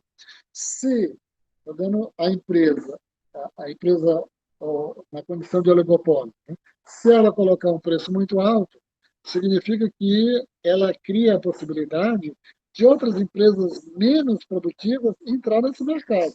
Aí não é bom porque essas empresas vão conseguir entrar porque o preço está muito alto e empresas menos produtivas vão conseguir vender por um preço mais elevado. Tudo bem. Aí vamos dizer que ela não queira que outras empresas entrem. Então, ela vai, devido a estar na condição de oligopólio, ela vai baixar o preço, tá vendo? Ela pode baixar o preço. Se ela baixar o preço, tá vendo? A quem, tá vendo, do P2 que tem aí, tá vendo? Significa que ela vai deixar de ganhar. Tá? Então, o que é que vai dizer o seguinte, né? Dada a quantidade de empresas, né, que você tem no mercado aí, seria N2, né? Um preço ideal, né, seria esse P2, é, o preço correspondente aí do P2, né? O custo médio, né? A average cost, esse AC, 2, que estabeleceria um equilíbrio. Esse ponto de equilíbrio quer dizer o quê? A empresa nem estaria colocando um preço muito alto para não correr o risco de outras empresas menos produtivas entrarem, e nem o preço está muito baixo, fazendo com que ela deixe de ganhar, tá vendo, alguma coisa que ela poderia, né? Porque ela pode colocar o preço aí até em P3, por exemplo, estaria tendo lucro, mas estaria deixando de ganhar alguma coisa, porque como ela está na condição de oligopólio, ela pode aumentar esses preços, né? Até onde ela achar que não seja muito arriscado, né, outras empresas menos produtivas entrarem. Concorrência monopólista de comércio, está dando. Eu vou correndo aqui. Aqui, o modelo de concorrência monopolista pode ser usado para mostrar como o comércio melhora a escolha, né, o trade-off entre escala e variedade que as nações individuais enfrentam. O aumento no tamanho do mercado permite que cada empresa, com tudo estando igual, produza mais e, portanto, tenha um custo médio menor, né, pelo conceito de economia de escala. Isso é representado por uma mudança crescente na curva CC, né, para CC2, que está no gráfico na frente. O resultado é um aumento simultâneo na quantidade de empresas e, por conseguinte, na variedade de mercadorias disponíveis. E uma queda no preço de cada mercadoria. Está naquele mesmo discurso que a gente viu nas teorias anteriores, né? Um pouco defendendo que é muito positivo os países estabelecerem comércio. Só para registrar aí, por favor, lê a legenda do gráfico, por favor. Os efeitos de um mercado maior. Que benefícios traz? Um aumento no tamanho do mercado permite que cada empresa, com tudo estando igual, produza mais e, portanto, tenha um custo médio menor. Isso é representado por uma mudança descendente de CC1 para CC2'. O resultado é um aumento simultâneo na quantidade de empresas e, por consequência, na variedade de mercadorias disponíveis e uma queda no preço de cada uma. Legal. Então, só registrando no sentido, tá vendo? Que qual seria, tá vendo? Daquela ideia que foi vista lá na fórmula, né? Tá vendo? A variável do tamanho do mercado, que é muito interessante, né? Que quanto maior o tamanho do mercado, ela possibilita as empresas aumentar a produção. E possibilitando as empresas aumentar a produção, significa que você vai ter uma redução do custo médio. Então, você vai ter esse efeito. É claro que a empresa não vai poder muito, né, aumentar a sua produção aí, né, e descendo essa curva vermelha, né, de CC1 para CC2 e para mais para baixo, porque tem um limite para ela ir aumentando a produção. Esse limite é dado pelo tamanho do mercado. Mas está mostrando aí, está vendo? O que aconteceria com o tamanho do mercado, viabiliza o aumento da produção, que faz com que os custos sejam reduzidos devido ao conceito de economias de escala. Aqui ele está fazendo uma. Vocês consideram que eu estou correndo muito aqui, tá bom? Aí ele vai colocar um aspecto aqui, tá? Que foi que eu disse, tá vendo que boa parte do comércio do mundo se dá entre as próprias empresas, cerca de 60%. Aí o que ele está mostrando aqui, quais são os setores que isso acontece mais. Então ele fez uma tabelazinha aí mostrando que é, equipamentos metalúrgicos, ou seja, é uma área onde o comércio também se dá entre as próprias empresas num quase 100%, né? Num índice aí de 0,97%, que é diferente, né, de quando você diz, olha, eu quero importar um sapato dos Estados Unidos, importar um sapato da Argentina, importar um sapato, vamos dizer, da China. Então, uma empresa pode vender para uma loja ou coisa parecida. Mas o que ele está mostrando aí na questão dos equipamentos metalúrgicos, por exemplo, é de que são as próprias empresas que comercializam entre si. Então, é um índice muito grande. Produtos químicos inorgânicos, aí ele vai fazendo aí a lista, né, até chegar aqueles produtos, tá vendo, que tem um índice muito baixo, onde o comércio não se dá entre as empresas, né? E aí, eu tinha falado, ó, calçados, vestuário, lá embaixo, vestuário, tecidos, mobiliários, equipamentos, telecomunicações, etc. Aí é interessante verificar, né? Mas como cada um desses produtos aí tem um peso diferente do comércio, né?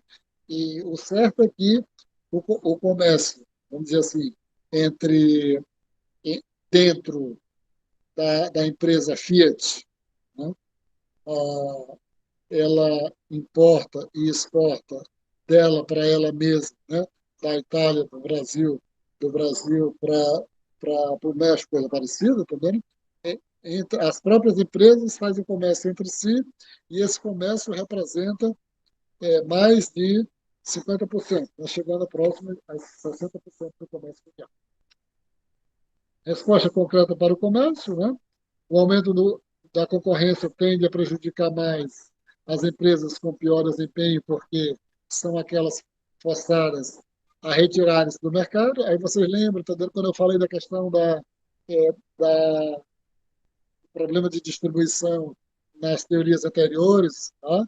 E aí foi visto que, tá vendo, mesmo na teoria neoclássica do comércio internacional, né, aqueles setores, aqueles recursos produtivos, tá vendo, que não são utilizados intensivamente na produção de determinadas mercadorias, tá vendo, eles perdem mais do que aqueles setores, né, quando você tem o aumento do consumo, o aumento da produção, né, de um determinado é, fator de produção, né, quem vai ganhar mais é quem utiliza intensivamente aquele fator de produção. Aqui ele está mostrando o seguinte, né, no caso da economia de escala, né, quem é que se perde? Quem é que perde, né? Com a competição, quem perde são aqueles que são obrigados a se retirarem do mercado ou ser expulsos automaticamente. Se o aumento da concorrência vem do comércio, então também está associado às oportunidades de venda em novos mercados para as empresas sobreviventes. São as empresas de melhor desempenho que tiram grande vantagem dessas novas oportunidades de vendas e se expandem mais. Respostas concretas para o comércio.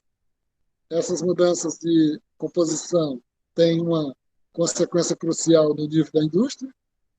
Quando as empresas de melhor desempenho expandem e as de pior desempenho diminuem ou se retiram do mercado, então o desempenho global da indústria melhora. Isso significa que o comércio e a integração econômica podem ter impacto direto no desempenho da indústria. É como se houvesse um crescimento tecnológico no nível da indústria. Empiricamente, essas mudanças de composição geram melhorias substanciais na produtividade da indústria. Vou continuar correndo aqui, né?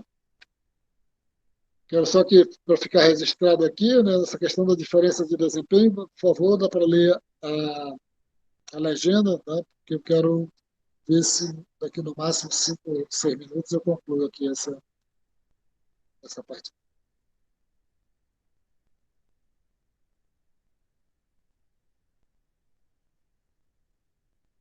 Alguém pode ler, por favor?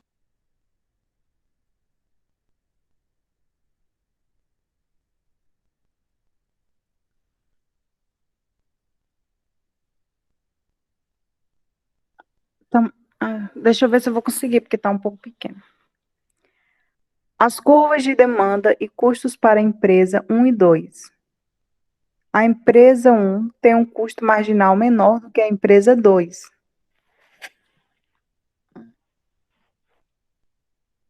C1 menor Esse dois. que C2 traço. Ambas enfrentam a mesma curva de demanda e de receita marginal. Em relação à empresa 2, a empresa 1 define um preço menor e produz mais. As áreas sombreadas representam os lucros operacionais para as duas empresas, antes de o custo fixo ser deduzido. A empresa 1 obtém lucros operacionais mais altos que a empresa 2. B, o gráfico B. Lucros operacionais como uma função do custo marginal C1 da empresa. Os lucros operacionais diminuem ao passo que o custo marginal aumenta. Qualquer empresa com custo marginal acima de C asterisco não pode operar lucrativamente e retira-se do mercado.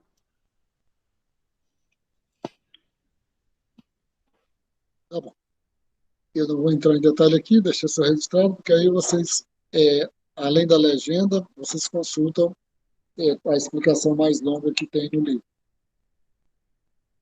Esse aqui eu vou tentar ler aqui, os efeitos do aumento do tamanho do mercado, vencedores e perdedores da integração econômica. A curva de demanda para todas as empresas muda de D para D'. Ela é mais achatada e tem maior interseção vertical. Os efeitos da mudança na demanda nos lucros operacionais das empresas com custo marginal C1 diferente. As empresas com custo marginal entre o antigo corte C asterisco e o novo corte C asterisco linha são forçadas a sair do mercado. Algumas empresas com os menores níveis de custo marginal ganham com a integração e seus lucros aumentam. Os custos de comércio e as decisões de exportações. Uma das principais razões dos custos de comércio associados com as fronteiras nacionais reduzirem tanto o comércio é que eles cortam drasticamente a quantidade de empresas dispostas ou capazes de alcançar consumidores através da fronteira. A outra razão é que os custos do comércio também reduzem as vendas de exportação das empresas que alcançam os consumidores através da fronteira. Por causa do custo do comércio, as firmas definirão preços diferentes em seu mercado de exportação em relação ao seu mercado nacional.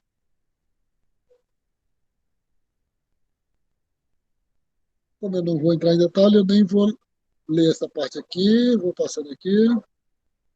Quando aí vem para o conceito, né, de multinacionais, e é uma discussão que ele faz, mas é um certo requinte a respeito, né, dentro do comércio dessas grandes empresas. Nós já temos uma noção do que são empresas multinacionais. Vamos só ver se a gente chega, tá dando, a respeito, tá dando apenas para mencionar rapidamente sobre a terceirização.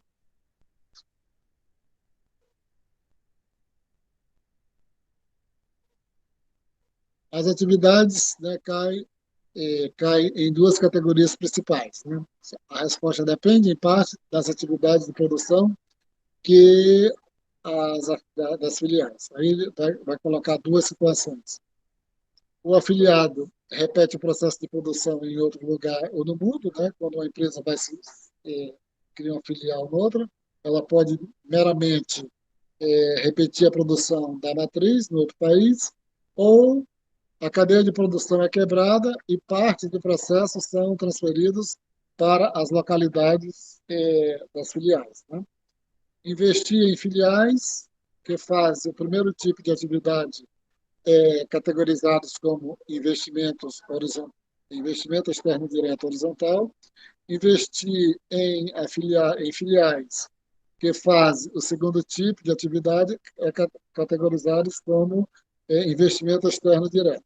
E aí eu posso terminar aqui só explicando isso. Aqui ele está dizendo o seguinte: quando cria uma filial, você tem duas situações, né? Essa filial pode apenas reproduzir o que a matriz faz, aí seriam investimentos externos diretos, tá vendo? Do tipo horizontal, só categorizando, né? Mas quando a filial vai produzir de forma totalmente diferente, né? Quebra a lógica produtiva da matriz e vai produzir de modo diferente na filial, né? Então é categorizado, né, como investimento externo direto vertical. Investimento externo direto aí quer dizer o seguinte, né, que a empresa vai mandar dinheiro, né, para outro país para o setor produtivo. Quando não é investimento direto, né, esse tipo de investimento em bolsa de valores, em título do governo, etc. E eu não vou mais passar, eu vou apenas dar um comentáriozinho sobre essa questão da terceirização, né? Quando ele faz a respeito do investimento externo direto vertical, quando você quebra a lógica da produção da matriz para a filial, que ele vai dizer o seguinte: o investimento externo direto vertical é conhecido como terceirização estrangeira. Algumas vezes é chamado só de terceirização, quando a localidade estrangeira está implicada. Aqui chegou no final, estou dando mais o que eu queria nessa apresentação aqui hoje, era deixar a seguinte ideia, né, a respeito dessa chamada nova teoria do comércio internacional, onde ela se diferencia, né, das teorias anteriores que foi visto. Por que ela se diferencia? Porque ela vai tentar analisar uma realidade que é totalmente diferente daquilo que diz as teorias predominantes, as teorias que são hegemônicas nos manuais, que diz que os países se especializam em uma mercadoria e vão importar outro tipo de mercadoria. Como os países exportam e importam muito o mesmo tipo de produto, né? Aí ele vai explicar isso pelo conceito de economia de escala. Aí discute economias internas de escala, depois discute economias externas de escala, na realidade é o contrário, né? Primeiro discutiu economias externas de escala, depois economias internas de escala. E depois foi dizer o seguinte, tá vendo? A maior parte do comércio, tá vendo, se dá, né, entre as empresas, né? Então você tem um comércio interindustrial, né? Entre empresas, tá vendo? E não um comércio especializado, de países especializados, mas sim um comércio, tá vendo, dos mesmos produtos. Esse é o grosso do comércio. Tá? é uma discussão, está dando que ela é muito mais útil, né, para quem tem mais interesse é, de discutir, entender a realidade, né? Mas aquelas pessoas, né, que são mais simpáticas com os manuais, né, pra, e ficam muito mais distantes da realidade, devido aos pressupostos bastante restritivos que são necessários nos manuais, tá vendo? Então, não precisa muito se preocupar com essa discussão, né? Porque nessa discussão aqui, necessariamente, nos leva para a discussão sobre desenvolvimento, sobre estratégia de desenvolvimento, sobre política industrial e etc. Tá vendo? E é um prato feito muito, né? Quem é que não está acompanhando essa discussão, tá vendo? Do plano Biden, o discurso, né, que ele fez antes de ontem, tá vendo? Que é, você tem quase uma dezena, tá vendo, de vídeos no YouTube fazendo essa discussão, e ontem e hoje, e é só o que saiu nos jornais a respeito disso. Mas quem quer ficar só, mas também não tem problema, tá vendo? Porque são as teorias, né, dos manuais que são mais utilizadas, tá vendo? Pelo que eu vi, né, em todas as provas, tá vendo? Você tem uma ou duas, tá vendo, perguntas que fazem menção a essa e utilizam, né, essa chamada nova teoria do comércio internacional. Dito isso, tá vendo? Eu vou cortar o capítulo e nos próximos 2 ou 3 dias eu vou colocar atividades para vocês realizarem na plataforma, tá bom? Foi muito longo hoje, tá? O que nós fizemos aqui, né? Aí você ainda tem um tempozinho, tá vendo? Já que eu falei muito, tá vendo? Seria tão bom se vocês falassem alguma coisa toda para vocês treinarem também a respeito, né, do processo aqui de aprendizagem. Pode estar aberto aí para vocês para dizer alguma coisa. Necessariamente não precisa ser pergunta, mas pode ser pergunta, mas pode ser algum comentário, qualquer coisa que vocês, se não tiverem com muito sono, né, pode falar aí.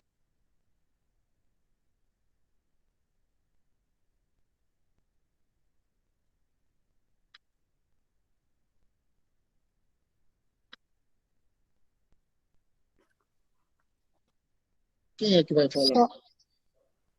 Só, só no decorrer da aula, teve um momento que eu queria até fazer uma alusão, um comentário sobre, mas eu acho que é um pouco bem redundante e irrelevante, mas eu vou falar assim, né? É que algumas coisas que a gente estudou hoje fala muito do capitalismo e da concorrência que as empresas ela têm que estar sempre se atualizando por causa da concorrência, né? Que as outras empresas vão se atualizando e ficando melhor, e isso faz com que todas as demais, elas em volta, se especializem também. O que você colocou, né, corretamente, né, que é uma própria dinâmica, né, da economia, que faz com que as empresas, elas, se não fizerem isso, elas morrem, né? Se elas são obrigadas a fazer assim. Então, quando a gente vai estudar a questão da inovação, né? Então, vamos dizer assim, eu não sei a partir de quando começou a surgir determinado tipo de celular. Mas vamos pegar o celular da Apple. Então, você sai o 1, depois o 2, o 3, o 4, o 5, tá vendo? Então, uma empresa dessa magnitude, ela não sobreviveria se ela se mantivesse com aquele produto, tá? Ela tem de estar sempre tá sempre inovando, né? Porque se ela não inovar, ela morre. Se ela não fizer algo, o processo de inovação é o processo de competição dela com as outras empresas, né? Você colocou de forma muito pertinente, né? Ou ela faz isso, ou ela abre espaço, né, para outras empresas, né? E quando a gente fala disso, né, assim, que não é da sua época, e você nunca ouviu falar, que antigamente as pessoas tiravam foto e iam numa loja para revelar a foto, né? Você nunca viu isso na sua vida, mas algum parente, se você perguntar a algum parente seu, tá vendo? Tinha uma maquinazinha de fotografar. Eu estou brincando, né? Você já deve ter ouvido falar isso, né? Não, eu vivi essa época, eu lembro. Eu ia na Kodak e a minha mãe me dava os filmes para a gente revelar. Aí acontecia o seguinte, né? Acontecia o seguinte, a pessoa tirava 20 fotos, 40 fotos. Aí o filme queimava, não acontecia. Tu já ouviu falar essas histórias, né? Sim, sim. Tá. E hoje em dia não, né? Você tem um celular e você tira milhares de fotos, tudo, as fotos se perdem, tudo, e não acontece isso, né? Mas é até legal, né? Você conversar isso com as pessoas, né, a respeito de... Eu me lembro que dificilmente não aconteceu isso, né? Com alguém, tá vendo? De gostar muito. Tá? Imagina pegar a primeira vez, ganhou uma maquinazinha daquela de plástico da Kodak e tudo. Aí passou um mês tirando foto, tudo. Aí foi levar para revelar. Aí o filme queimou. Nesse dia. Só que, tá vendo? Se a pessoa se interessar, tá vendo? Você for ver a história da Kodak, né? Como é que ela foi superada pela fotografia digital, é uma coisa maravilhosa que você vai compreender várias outras coisas, vai entender história econômica, vai entender história da tecnologia, vai entender a história da Kodak, vai entender quais foram as primeiras empresas, tá vendo, que superaram ela. Porque aí eu sei bem dizer o seguinte, né? Agora, eu não me dei por vencido, tá vendo? Eu vou dar outro exemplo, tá vendo? Tinha uma época, né, que as pessoas iam nas, nas lojas, iam alugar fita de vídeo, né, nas locadoras. Não é da sua época isso. Você deve ter algum amigo mais de idade, deve ter algum parente, né, que foi. Eu também vivi essa época. Eu tenho de dar um Nasci, né? exemplo, eu tenho de dar um exemplo de que eu tenha razão, né? Mas eu estou brincando aqui, né, com você, tá dando, é outro exemplo de você dizer o seguinte: o que foi que aconteceu? Né? E nesse caso é mais clássico, né, porque o próprio surgimento dessas empresas, né, dessas fitas de vídeo, né, quem dominou, né, por uma boa parte do tempo a questão das fitas de vídeo, não foi a tecnologia mais desenvolvida, né? É muito bom, tá vendo que você pega algum dia, tá vendo algum texto, tá vendo que explica, tá vendo? Aí, porque foi que aquela tecnologia daquele tipo de fita de vídeo ganhou da outra, tá vendo?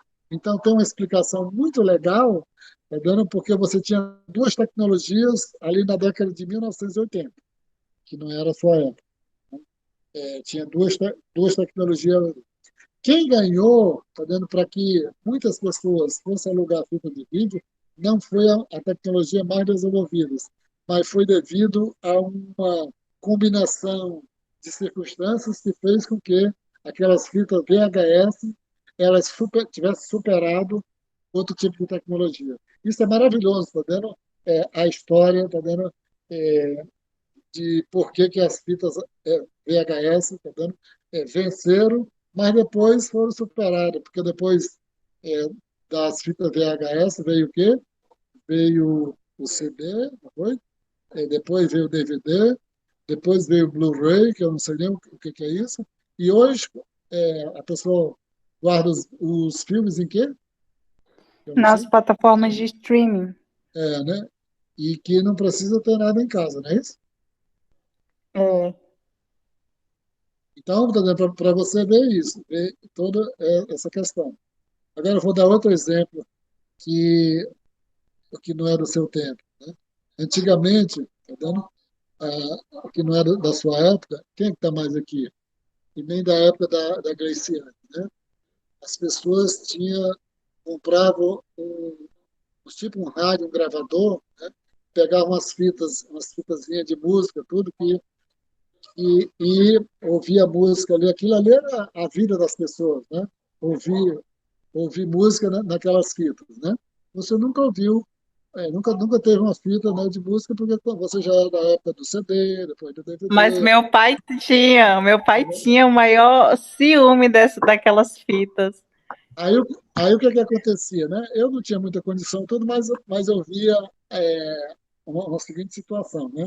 Quando a porcaria de uma fita daquela enrolava, né? A pessoa passava o dia todinho, tá vendo, com a caneta e tudo, tá vendo? Era mesmo como se alguém da família tivesse morrido, tá vendo? E a pessoa tentar consertar uma fita daquela. Entender essa passagem, né? Para que você esse comentário que você fez, né, de que as empresas, né, precisam estar sempre se renovando, porque se elas não fizerem isso, né, elas simplesmente elas somem do mapa, né? Então, como a gente foi bastante longe, né, mas estamos dentro do nosso horário, tudo, tá vendo?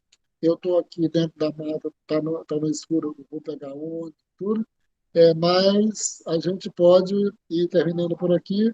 Eu espero que eu cumpra aqui de cortar os capítulos para colocar lá na plataforma, para vocês não precisarem manusear o livro todo.